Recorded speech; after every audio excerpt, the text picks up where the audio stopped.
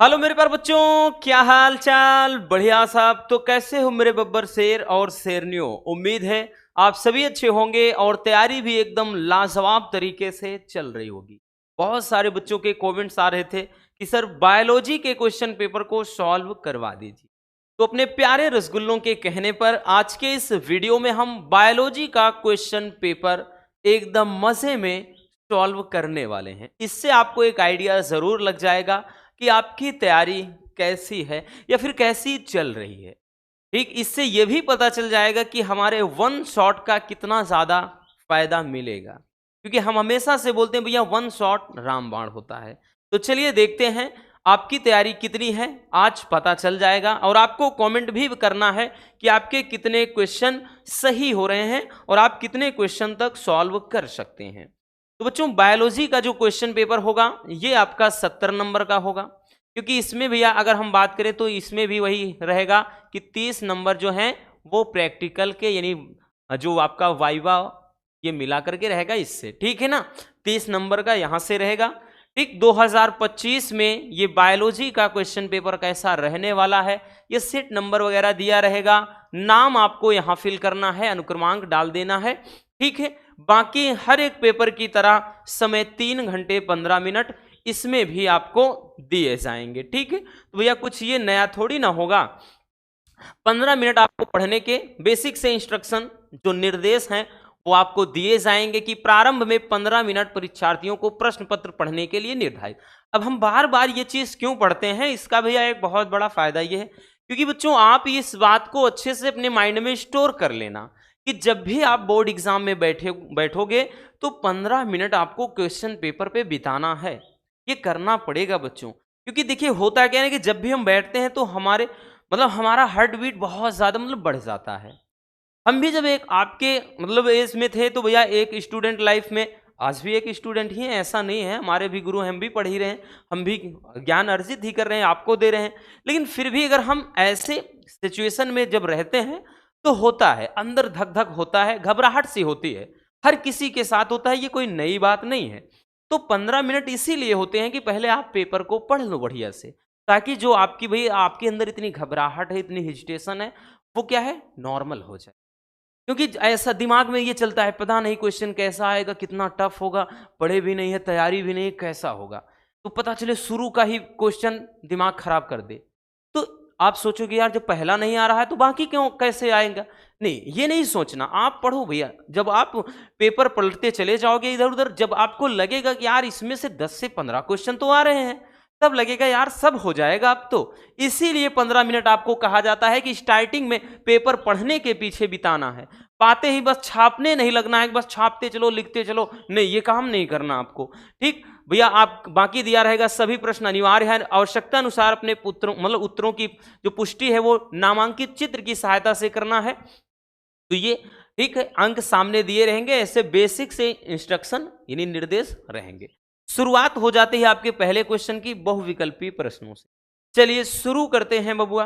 तो बहुविकल्पी प्रश्नों से शुरुआत होगा भैया। चलिएगा, पहला क्वेश्चन कह रहा है कि सही विकल्प चुनकर अपनी उत्तर पुस्तिका में लिखना है आपको। पहला क्वेश्चन है कि बीजांड का वह स्थान जहां बीजांड वृंत से जुड़ा होता है, जहां बीजांड वृंत से जुड़ा होता है, ठीक है, उसे क्या कहते हैं। आपका विकल्प है माइक्रोपाइल, या फिर निभाग जिसको कैलासा बोलते हैं, या फिर नाभिका जिसको हाइलम बोलते हैं, या फिर अंड कोशिका। तो भैया जहां बीजांड का वह भाग जहां बीजांड वृंत से जुड़ा होता है क्या बोलते हैं, हाइलम बोलते हैं उसको, नाभिका। ठीक है, तो भैया ये पहले ही चैप्टर का है बबुआ, हाइलम नाभिका बोलते हैं। बीजांड की संरचना को जो बताया है वन शॉट में, तो भैया उसमें आप अगर देखेंगे तो ये है। ठीक है, चलिए आगे चलते हैं भैया। अगला क्वेश्चन क्या है बबुआ, अगला क्वेश्चन ध्यान से देखिएगा। ठीक है, अगला क्वेश्चन बड़ा प्यारा सा ही क्वेश्चन है, ये भी कह रहा है टीबी के टीके का नाम क्या है। तो टीबी के टीके का क्या नाम है, ठीक, बीसीजी, या फिर डीपीटी, या फिर ओपीवी, या फिर कोवैक्सीन। तो भैया टीबी में कौन सा टीका लगता है, ये क्वेश्चन पूछा है। तो टीबी में भैया बीसीजी का टीका लगता है। बीसीजी किसका, बीसीजी का। अब बीसीजी है क्या, तो भैया देखिए BCG bacillus Calmette ग्वारिन, bacillus Calmette ग्वारिन ये फुल फॉर्म होता है, ठीक है, याद रखना। अब अगर हम बात कर ले भैया, यहां से अगर क्वेश्चन ये भी पूछ ले कि ये जो टीबी का टीका है, टीबी का टीका है, इसकी खोज किसने किया था बबुआ, इसकी खोज किसने किया था? तो भैया खोज देखिएगा, अब देखिए इसका नाम में ही इनके वैज्ञानिक का नाम छिपा है। BCG का भी बताया, बी का मतलब बैसिलस, बैसिलस एक जीवाणु है, बाकी जो आगे ये सी और जी है ना, इसका मतलब सी का मतलब कैलमेट, जी का मतलब ग्वारिन, तो कैलमेट और ग्वारिन दो वैज्ञानिक अलग अलग हैं। तो भैया इनकी खोज कैलमेट और ग्वारिन, कहीं कहीं ग्वारिन लिखा रहता है, कहीं कहीं ग्वारिन होता है, कहीं कहीं ग्वेरिन होता है। कैलमेट व ग्वारिन नामक वैज्ञानिक ने टीबी के टीके की खोज किया था। ठीक, आई बात समझे। बाकी सर्वप्रथम की बात कर ले बबुआ, तो कुछ चीजें ध्यान देना, इससे संबंधित बहुत ज्यादा पूछा जाता है। सर्वप्रथम किसने खोजा था? तो एडवर्ड जेनर ने। किसने भैया? एडवर्ड जेनर ने। ठीक, किसके? तो काउपॉक्स, ठीक है, काउपॉक्स, ठीक, काउपॉक्स की खोज किया था, ठीक है, इसके। और उसके बाद बाकी एक चीज और पूछा जाता है कि रेबीज के टीके की खोज किसने किया था, ठीक है, इससे संबंधित 2 से 3 क्वेश्चन है। तो रेबीज के टीके की खोज किसने किया था? तो भैया लुई पास्चर ने। लुई, कहीं कहीं लुइस लिखा होता है ऐसे, लुइस पास्चर, ठीक, कहीं कहीं लुई पास्चर होता है। तो ध्यान देना, कुछ चीजें याद रखना बच्चों। टीबी के टीके की खोज किसने किया भैया? तो कैलमेट व ग्वारिन। तो इनका जो फुल फॉर्म होता है बैसिलस कैलमेट ग्वारिन, तो उसी में छिपा है कैलमेट और ग्वारिन। बाकी एडवर्ड जेनर ने सर्वप्रथम काउपॉक्स के टीके की खोज किया था, ठीक। उसके बाद इस चिकन पॉक्स की खोज हुई थी, जिसको चेचक कहते हैं, छोटी माता, बड़ी माता, ठीक है। और फिर रेबीज की लुइस पास्चर ने, ठीक। तो इससे संबंधित कुछ चीजें हैं, अपने दिमाग में रखना, ठीक है, कभी कभार पूछ लेता है। चलिए बच्चों आगे देखते हैं, आगे आ जाते हैं भैया। अगला क्वेश्चन क्या है हमारा? नेक्स्ट क्वेश्चन क्या है बच्चों? कह रहा है कि भारत में रामदेव मिश्रा को किस विषय या अध्ययन के जनक के रूप में जाना जाता है? तो बाबू रामदेव मिश्रा को अगर बात कर लें तो भैया ये भारत में जो रामदेव मिश्रा जी हैं ना, ये पारिस्थितिक के जनक हैं। तो भैया ऑप्शन देने की जरूरत नहीं, पहला वाला ही सही है। पारिस्थितिकी था, आनुवांशिकी था, जैव प्रौद्योगिकी और मानव विकास। तो ये क्या है? तो भैया यहाँ पे ध्यान देना, ये मतलब इकोसिस्टम से रिलेटेड हैं, पारिस्थितिकी, ठीक, पारिस्थितिक जन मतलब तंत्र से। तो ये विकल्प सही हो जाएगा। चलिए आगे चलते हैं भैया, अगला क्वेश्चन आ जाते हैं बच्चों। हमारा नेक्स्ट क्वेश्चन क्या है? अगला क्वेश्चन है कि जेनेटिक इंजीनियरिंग या जीनी अभियांत्रिकी या जैव प्रौद्योगिकी या बायोटेक्नोलॉजी, कई नाम है चाहे जो बोल, तो जेनेटिक इंजीनियरिंग का उपयोग किसमें होता है ये आपको बताना है। विकल्प है चिकित्सा में, कृषि में, पार जीन मतलब जो पार यहाँ पे जीनी होना चाहिए था, जीव में, या फिर इनमें से सभी। तो ध्यान देना बच्चों, जब हम सूक्ष्म जीवों का महत्व बता रहे थे, सॉरी उसके बाद वाला चैप्टर जो जैव प्रौद्योगिकी अनुप्रयोग वाले में, तो कृषि के क्षेत्र में जैसे बीटी फसल, बीटी कपास वगैरह, ठीक, जीएमओ जेनेटिक मतलब जेनेटिकली मॉडिफाई ऑर्गेनिज्म, ठीक, मतलब जो होता है ना कि आनुवांशिक रूपांतरित जीव, बीटी मतलब क्या कहते हैं गोल्डन राइस, तो कृषि में था। इसी तरह चिकित्सा में मानव इंसुलिन वगैरह था, ठीक है, और प्रतिजैविक था। फिर पारजीनी जंतु में जैसे पारजीनी जंतुओं के बारे में हमने बहुत सारा, डॉली, भेड़, मीरा, बकरी, कागा, गाय, तो हर एक क्षेत्र में इसका प्रयोग होता है। तो भैया सही विकल्प हो जाएगा इनमें से सभी, ठीक। जीनी अभियांत्रिकी या जेनेटिक इंजीनियरिंग का जो उपयोग है वो हर एक क्षेत्र में होता है, ठीक है। तो ये इस तरह से भैया आपका बहुविकल्पी प्रश्न हो जाएगा। अब बच्चों शुरुआत होगी निश्चित उत्तरीय प्रश्न की। जो निश्चित उत्तरीय प्रश्न हो गए ना, ये भी हर एक क्वेश्चन 1 नंबर वाला होगा, ठीक है, हर एक क्वेश्चन 1 नंबर वाला होगा। इसमें सारे क्वेश्चन ध्यान देना, सभी के सभी 1-1 नंबर वाले होंगे। तो इस तरह से 5 नंबर के ये आपके हो जाएंगे, ठीक है। देखिए भैया क्वेश्चन चलिए शुरू करते हैं। पहला क्वेश्चन है 2 के का कि जैव विविधता तप्त स्थल को क्या मतलब को परिभाषित कीजिए। देखिए तप्त स्थल या इसी को भैया क्या कहते हैं? इसी को कहते हैं hot spot. Hot spot, hot spot क्या होता है भैया? हॉट स्पॉट वह क्षेत्र होता है एकदम ये लास्ट वाले चैप्टर, एकदम लास्ट वाला है जो आपका जैव विविधता तथा संरक्षण वाला। तो हॉट स्पॉट ये ऐसे स्थल होते हैं जहां पर दुर्लभ प्रजातियां पाई जाती हैं, और ये प्रजातियां जहां पर स्थित होती हैं अन्य क्षेत्रों में ये प्रजातियां नहीं पाई जाती हैं, तो वो स्थान ही क्या कहलाता है, हॉट स्पॉट कहलाता है। ठीक है, क्या कहलाता है, हॉट स्पॉट, ये तप्त स्थल कहते हैं। अगला क्वेश्चन है भैया कि गोल्डन राइस में मुख्य रूप से किस विटामिन की प्रचुरता, देखिए आ गया ना भैया, याद करो जैव प्रौद्योगिकी मतलब वाला चैप्टर, उसमें भैया गोल्डन राइस सुनहरा चावल के बारे में बताया था बबुआ। तो जो ये गोल्डन राइस है ना, ये जो गोल्डन राइस है, तो गोल्डन राइस के बारे में अगर आपको भैया याद हो तो हमने बताया था बच्चों, इसमें बीटा कैरोटीन प्रोटीन की अधिकता होती है, बीटा कैरोटीन प्रोटीन की अधिकता होती है।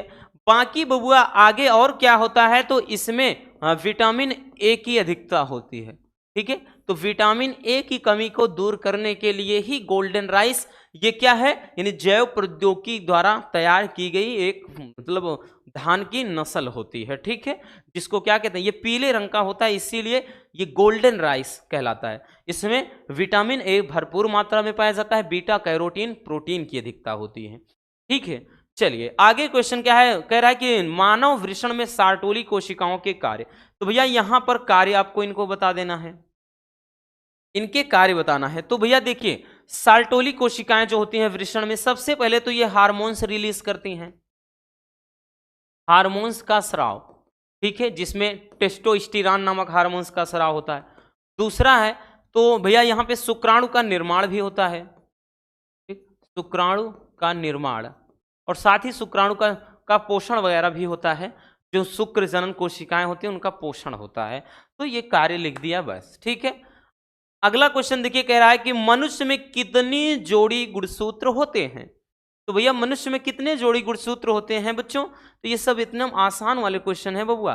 23 जोड़ी, जोड़ी की पूछा है भैया तो 23 जोड़ी, टोटल कितने 46 कह सकते हैं, जिसमें से जो 22 जोड़ी होते हैं वो दैहिक गुणसूत्र या कायिक गुणसूत्र होते हैं, जबकि बबुआ दो जो मतलब एक जोड़ी या दो गुणसूत्र क्या होते हैं, सेक्स क्रोमोसोम यानी लिंग निर्धारण करने वाले गुणसूत्र होते हैं। ठीक है, चलिए आगे देखते हैं। अगला क्वेश्चन कह रहा है कि पेनिसिलिन की खोज किसने की, बड़ा ही प्यारा सा क्वेश्चन आ गया। तो भैया पेनिसिलिन की खोज किसने, पेनिसिलिन क्या है, ये एक प्रतिजैविक औषधि है, ये एक एंटीबायोटिक औषधि है। इसकी खोज किसने किया था, अलेक्जेंडर फ्लेमिंग ने। किसने भैया, एलेक कहीं कहीं लिखा होता है, अलेक्जेंडर फ्लेमिंग, अलेक्जेंडर फ्लेमिंग नामक वैज्ञानिक ने भैया पेनिसिलिन की खोज की थी। आई बात समझ में बबुआ। तो इस तरीके से आपका ये निश्चित उत्तरीय प्रश्न होगा, बोले तो 1 नंबर वाला क्वेश्चन होगा। ठीक है, तो ऐसे ही क्वेश्चन आएंगे, मजे में आप कर लीजिए भैया, पूरा 70 में 70 करने की क्षमता आप रखते हो। ठीक है, बस वन शॉट को ढंग से देख लेना, यही कहेंगे। चलिए बबुआ आगे चलते हैं। अब आ जाते हैं अति लघुत्तरीय प्रश्न वाले पे। अति लघुत्तरीय के जो क्वेश्चन होंगे ना भैया, ये सारे क्वेश्चन 2-2 नंबर वाले होंगे। कितने नंबर वाले बबुआ, 2 नंबर वाले क्वेश्चन होंगे। अब देखिए 2 नंबर वाले क्वेश्चन में क्वेश्चन देखिए कैसा है, कह रहा है चिकित्सीय सागरभता समापन एमटीपी क्या है, आ गया, याद करो वो दिन, याद करो वो दिन भैया। एमटीपी किसे कहते हैं, मेडिकल टर्मिनेशन ऑफ प्रेगनेंसी। क्या होता है भैया, मेडिकल, इसका फुल फॉर्म भी पूछता है, मेडिकल टर्मिनेशन ऑफ प्रेगनेंसी। ठीक है, तो मेडिकल टर्मिनेशन ऑफ प्रेगनेंसी होता है चिकित्सीय सागरभता समापन। ये होता क्या है कि गर्भ में भ्रूण को तैयार होने से पहले ही नष्ट कर देना, ये होता है सागरभता चिकित्सीय समापन। इसे 12 सप्ताह या प्रथम तिमाही में कराना क्या होता है, आवश्यक होता है। अगर इस दरमियान नहीं कराया जाता है तो इसके बाद ये फिर नहीं करवाया जा सकता। हालांकि ये गैर कानूनी है, जिसको मतलब हम सिंपल तरीके से बोलते हैं एबॉर्शन, जिसको बोलते हैं, यानी बच्चे को मतलब नष्ट कर देना, गिरा देना, जिसको कहते हैं एक आम भाषा में। तो ये एबॉर्शन जो है वही है, इसको बोलते हैं चिकित्सीय सागर्भता मतलब सागर्भता समापन।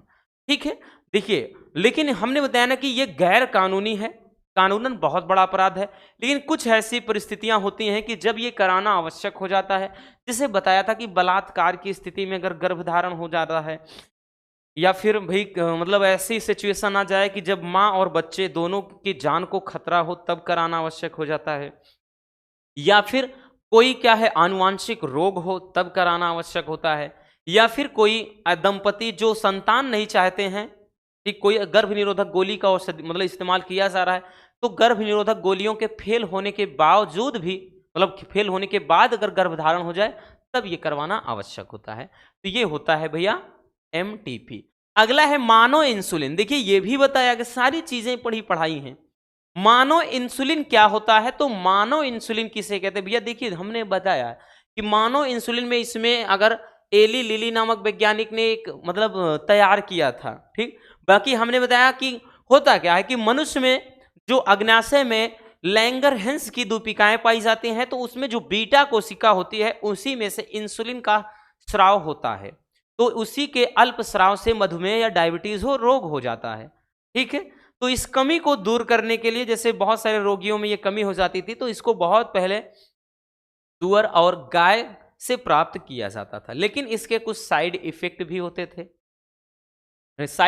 होते थे, जिसके कारण क्या है भाई इसका प्रयोग धीरे धीरे मतलब बंद हो गया। तो एली लिली ने ई कोलाई जीवाणु से क्या किया भैया, मतलब ये मानव इंसुलिन एक पदार्थ प्राप्त किया। ठीक, तो वही होता है मानव इंसुलिन। सक्रिय और निष्क्रिय प्रतिरक्षा क्या होता है ये बताना। देखिए सक्रिय निष्क्रिय में अंतर भी बताएं। सक्रिय प्रतिरक्षा वो प्रतिरक्षा है जैसे भाई अपने खुद के यानी खुद के शरीर में जो इम्यूनिटी होती है, यानी ऐसे ही कह सकते हैं कि शरीर के द्वारा ही क्या होता है कि बाहर से आने वाले जीवाणुओं के प्रति क्या रक्षा करना, वो कहलाता है सक्रिय मतलब सक्रिय प्रतिरक्षा। निष्क्रिय क्या होता है, जब किसी दूसरे जीवों से प्राप्त प्रतिरक्षा को आपके शरीर में प्रवेश कराया जाए तब जो प्रतिरक्षा उत्पन्न होती है वो निष्क्रिय होती है। ठीक है, आगे है डीएनए व आरएनए में अंतर। दो अंतर लिख देना है, तो भैया यहां तो दो ही है, तो बाकी आप तो ऐसे 7 लिख सकते हो, हमने बताया है। डीएनए क्या है, इसमें डीऑक्सी राइबोज शर्करा होती है। आरएनए भाई क्या है, डीएनए है एक तरफ, ठीक, डीएनए मत समझ लेना, ये डीएनए है, डीएनए और आरएनए। तो भैया डीएनए में क्या होता है, डीऑक्सी राइबोज शर्करा, इसमें राइबोज शर्करा, इसमें क्या होता है थायमीन क्षार, इसमें यूरेसिल क्षार होता है। ये केंद्रक में प्रमुख रूप से पाया जाता है, ये कोशिका द्रव्य में पाया जाता है। ठीक, इसमें 2 पॉलीन्यूक्लियोटाइड श्रृंखला होती है, इसमें एकल सूत्री होती है, यानी इसकी संरचना द्विकुंडलित होती है, इसकी एकल कुंडलित। ये लाखों न्यूक्लियोटाइड से बना होता है, ये हजारों न्यूक्लियोटाइड से बना होता है।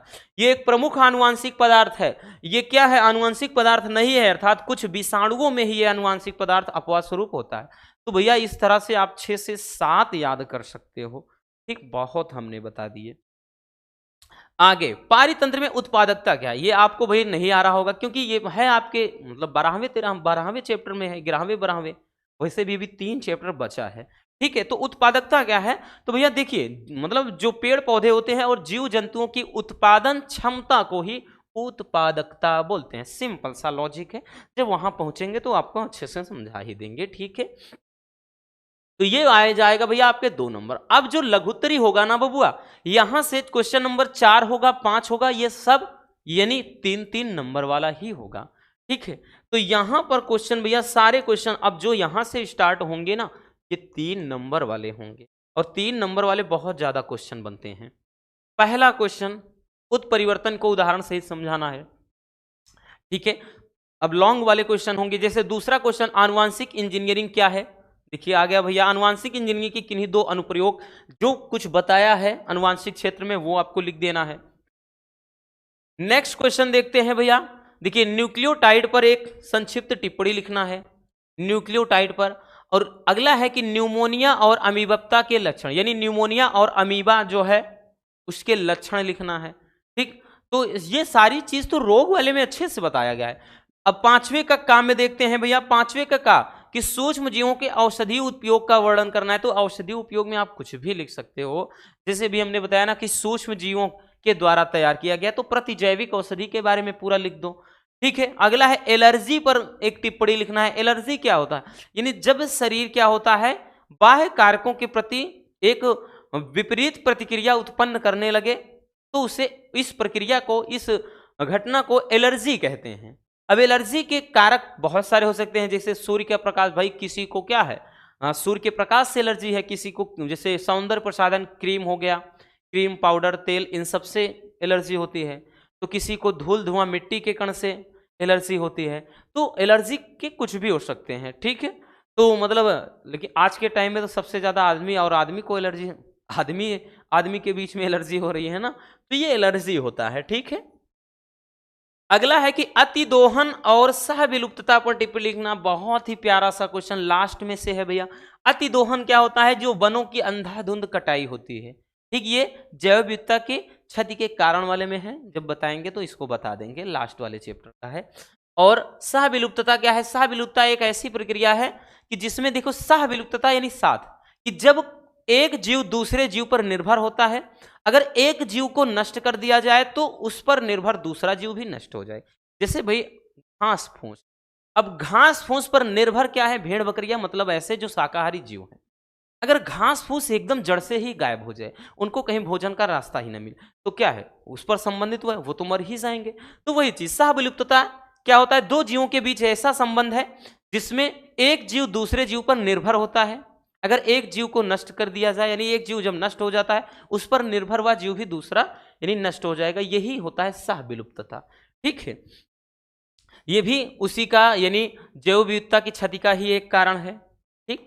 अगला क्वेश्चन भैया कह रहा है, मानव में पाए जाने वाले किन्हीं 3 क्रोमोसोमी विकार सिंड्रोम का लिखना है। तो भैया 3 के तीनों बहुत अच्छे से बताया था रसगुल्लों, याद करो, जो आपका भैया अनुवांशिकता वाला चैप्टर है, ठीक, कौन सा, तो यानी जो आनुवांशिक रोगों से है, तो भैया इसमें बताया था ना, एक डाउन सिंड्रोम, एक टर्नर सिंड्रोम, एक क्लाइनफेल्टर सिंड्रोम, क्लाइनफेल्टर सिंड्रोम, ठीक। इसमें क्या होता है, एक गुणसूत्र की अधिकता हो जाती है, एकाधी सूत्रता बोलते हैं ना, इसमें अधिकता होती है गुणसूत्र की, इसमें मतलब कमी हो जाती है टर्नर में, इसमें भी अधिकता हो जाती है, बढ़ जाता है, ठीक है। तो इसके सब पर मतलब सब रोगों के बारे में थोड़ा थोड़ा लिख दें। इसी को मंगोली जड़ता के नाम से जाना जाता है। तो ये इन तीनों रोगों के बारे में आपको समझा देना है, थोड़ा थोड़ा लिखना है, क्योंकि 3 नंबर का क्वेश्चन था। चलिए आगे क्वेश्चन भी देखते हैं, ये भी 3 नंबर वाला। तो भैया सब में अगर देखें बच्चों, तो 3 नंबर वाला सबसे ज्यादा क्वेश्चन आता है। क्वेश्चन नंबर 4 में, 5 में, 6 में, 4 प्रत्येक में इस तरह से भैया 4 तिहाई 12। तो आपके जो 3 नंबर वाले क्वेश्चन है, 12 क्वेश्चन आएंगे 3 नंबर वाले, यानी 70 में से 36 नंबर का क्वेश्चन तो आपका 3 नंबर वाला ही रहेगा। जैसे क्वेश्चन दिया है भैया, प्राकृतिक वर्ण पर एक टिप्पणी लिखना है, तो भैया लैमार्कवाद, डार्विनवाद बताया है ना, वही सी उसी में से है, 1 शॉट अगर आप देखेंगे तो उसमें लिख दीजिएगा। आगे कह रहा है कि दृश्य प्रारूप एवं जीनी प्रारूप में ये आपको अंतर बता देना है, ठीक। नेक्स्ट है कि मेंडल द्वारा मटर के पौधों में अध्ययन किए गए 7 विप्रयासी विशेषज्ञों पर एक टिप्पणी लिखना है। तो यानी जो 7 लक्षण थे उन्हीं के बारे में लिख देना है। अब 7 लक्षण में जैसे एग्जाम्पल स्वरूप क्या था भैया, कि मेंडल ने जो भी अपने प्रयोग में शामिल किया था, 7 विपरीत लक्षण वाले मटर के पौधों का चयन किया था। जैसे पौधों का मतलब पौधों की लंबाई, ठीक, फली का मतलब जैसे बीज का रंग हो गया, बीज का आकार हो गया, फली की आकृति होगी, फूल की आकृति, मतलब इस तरह से 7 विपरीत लक्षणों का चयन किया था, उसी के बारे में लिख देना है बस। आगे है कि निम्नलिखित पर एक मतलब संक्षिप्त टिप्पणी लिखना है। जैव सूचना विज्ञान, देखिए जैव सूचना विज्ञान के बारे में लिखना है। जैव सूचना विज्ञान है क्या, तो भैया जिसके अंतर्गत हम बात कर लें कि जो जीन का जो ये आपका वही है जैव प्रौद्योगिकी से ही संबंधित, इसके बारे में जीन के मतलब इसके विनिमय, ठीक, और बाकी इसके दोष, इसकी कमी से रोग, इन सब का अध्ययन होता है, वही क्या है, जैव सूचना विज्ञान है। आगे है कि भैया यहाँ पर एमनियोसेंटेसिस, देखिए यही चीज अंग्रेजी में पूछ लिया, इसको वैसे हिंदी में बोलते हैं उल्ब वेधन। उल्ब वेधन याद करो बच्चों, उल्ब वेधन वगैरह बहुत ही बढ़िया तरीके से समझाया है। उल्ब वेधन क्या है, उल्ब वेधन किसे कहते हैं, अभी मतलब जो महत्वपूर्ण टिप्पणियां हैं ना, अभी 2-4 दिन जो पहले की वीडियो आई है उसमें भी उल्बवेधन, इसके पहले जो हमने देखा एमटीपी, सब बताया है। उल्बवेधन होता क्या है? तो उल्बवेधन एक ऐसी प्रक्रिया है जिसमें क्या होता है कि भैया गर्भ से क्या करते हैं, एक इंजेक्शन के माध्यम से एमनियोटिक द्रव निकाल देते हैं, इसीलिए इसको नाम रखा गया एमनियोसेंटेसिस। तो एमनियोटिक द्रव निकाल देते हैं, उससे क्या होता है, उस गर्भ के भाई मतलब उसके बारे में पता लगाते हैं कि उसकी क्रियाविधि कितना स्वस्थ है, कोई विकार तो नहीं है, कितनी आयु है, लगभग ये सारी चीजें पता कर लेते हैं। ठीक है, तो ये उल्बवेधन तकनीकी, और इसके द्वारा लिंग का भी निर्धारण हो जाता है। लिंग का निर्धारण हो जाता है, यानी इससे क्या पता भी चल जाता है कि जो गर्भ में पल रहा है लड़का है कि लड़की। यही कारण है कि भारत सरकार ने इसे क्या है, लिंग निर्धारण को गैर कानूनी घोषित कर दिया, यानी कानूनन अपराध बता दिया गया है। तो यही है उल्बवेधन। ठीक है, तो ये भैया आपके हो जाते हैं टोटल, मतलब 7 नंबर, मतलब 3 नंबर वाले क्वेश्चन कंप्लीट हो जाते हैं। ठीक है, अब भैया आपका जो क्वेश्चन होगा वो विस्तृत उत्तरीय प्रश्न के अंदर ये सारे क्वेश्चन बबुआ 5 नंबर वाले होंगे, प्रत्येक क्वेश्चन 5-5 नंबर वाला। पहला क्वेश्चन जैसे 7 में दिया गया है भैया, जो 7 का है सब में अथवा अथवा करके होंगे। ठीक, पहला क्वेश्चन कह रहा है परागण के अजीवीय एवं जीवीय अभिकर्मों मतलब का विस्तार में लिखना है, अथवा, यहां पे भाई सही से नहीं लिखा, ये अथवा ही है। अथवा में कह रहा है निम्नलिखित पर संक्षिप्त टिप्पणी लिख देना है, कृत्रिम संकरीकरण और त्रिसंलयन। तो भैया कृत्रिम संकरीकरण मतलब कृत्रिम परागण के बारे में कह रहा। अब कृत्रिम परागण क्या होता है, पहले चैप्टर में बताया था। कृत्रिम परागण में करते हैं क्या, सबसे पहले पुष्प, किसी भी पुष्प में, यानी जिसमें कृत्रिम परागण करना होता है, इसी को बैंगिंग या बोरा वस्त्राकरण या थैली लगाना प्रक्रिया कहते हैं। याद आया कुछ? इसमें करते क्या है भाई, किसी पौधे के सबसे पहले नर वाले भाग को काटकर निकाल देते हैं, क्यों? ताकि परागण ना हो नहीं पाए। फिर उसको पॉलीथीन से ढक देते हैं फूल को। फिर उसके बाद अपनी इच्छा अनुसार मनुष्य क्या करता है, अपनी इच्छा अनुसार उसी प्रजाति के पौधे के नर वाले पुष्प का जो परागकण लाएगा, तो फिर पन्नी हटाकर उसी छिड़क देता है, उस पर छिड़क देगा, यानी उस पर रगड़ देता है फूल से, परागकण उसमें चिपक जाएंगे। फिर उसको पन्नी से ढक देता है जब तक कि पूरी प्रक्रिया ना हो जाए, यानी आगे का प्रोसेस ना हो जाए, निषेचन जब तक ना हो जाए। ये प्रक्रिया मतलब यही क्या कहलाती है भैया, कृत्रिम संकरण कहलाता है। फिर त्रिसंलयन, तो भैया दोहरा निषेचन जो आपने बताया, जो हमने पढ़ाया है, उसी में ये आपका है त्रिसंलयन। ठीक है, अगला क्वेश्चन है भैया, अगला क्वेश्चन देखते हैं। देखिए अगला जो क्वेश्चन है क्वेश्चन नंबर 8। तो क्वेश्चन नंबर जो 8 होगा, ये सारे अब नीचे 5 वाले होंगे। कह रहा मानव जीवनों, देखिए ये जीनोम होगा, मानव जीनोम की विशेषता का वर्णन करना है। तो मानव जीनोम परियोजना क्या है, इसकी विशेषताएं क्या है भैया, अच्छे से समझाया है। अथवा में क्या दिया है, कह रहा है कि मानव विकास पर एक संक्षिप्त टिप्पणी। तो भैया मानव का विकास कैसे हुआ, यानी मानव की कितनी प्रजातियां, जो जितने मानव बताए हैं जैव विकास वाले चैप्टर में देख लेना, जितने भी आपके जो मनुष्य हैं, जो हमने बताया है निएंडरथल मानव, उसके बाद क्रोमैग्नान मानव, आधुनिक मानव, ठीक है, जितने मानव बताए सबके बारे में लिख देना है, क्योंकि ये 5 नंबर वाला लॉन्ग क्वेश्चन है। ठीक है, तो ये हो जाएगा। उसके बाद बबुआ आ जाते हैं आगे क्वेश्चन नंबर 9 पर। क्वेश्चन नंबर 9 पर क्या है रसगुल्लों, तो भैया 9 में कह रहा है कि पारितंत्र पिरामिड क्या है।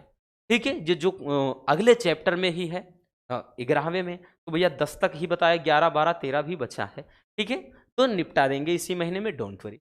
तो पारितंत्र पिरामिड क्या है और विभिन्न प्रकार के पारितंत्र पिरामिडों का वर्णन कर देना है। ये बड़े सिंपल वाले क्वेश्चन है, हम करवा देंगे। ठीक है ना भाई, इसके लिए टेंशन नहीं लेना है बच्चों। अथवा में क्या है, निम्नलिखित पर टिप्पणी लिख देना है। आक्रामक विदेशी प्रजातियों का प्रभाव या संकटापन्न प्रजातियां और उसका संरक्षण। देखिए इन पर टिप्पणी, ये भी एकदम लास्ट वाले चैप्टर से है। आक्रामक विदेशी प्रजातियों का प्रभाव मतलब क्या है कि कुछ ऐसी विदेशी प्रजातियां हैं जो यहाँ की जैव विविधता को नष्ट करती हैं। ठीक, अर्थात जाने अनजाने में मनुष्यों के द्वारा या जीव जंतुओं के द्वारा यहाँ लाई गई है भूलवश, और यहाँ की जैव विविधता को नष्ट कर रही है। जैसे एक कैटफिश होता है, कैटफिश यहाँ के मछलियों को क्या है, मारकर खा जाती हैं या उनको क्या करते हैं भैया, विलुप्त कर देती हैं। उसके बाद जैसे एक होता है गाजर घास, गाजर की तरह होती ना गाजर घास, वो क्या है, जिस खेत में हो जाएगी सत्यानाश कर देती है। इसी तरह से भैया मतलब जो बेल वगैरह होती हैं, जो लतर टाइप की होती हैं, जिस पौधे पर लग जाए उसका सत्यानाश।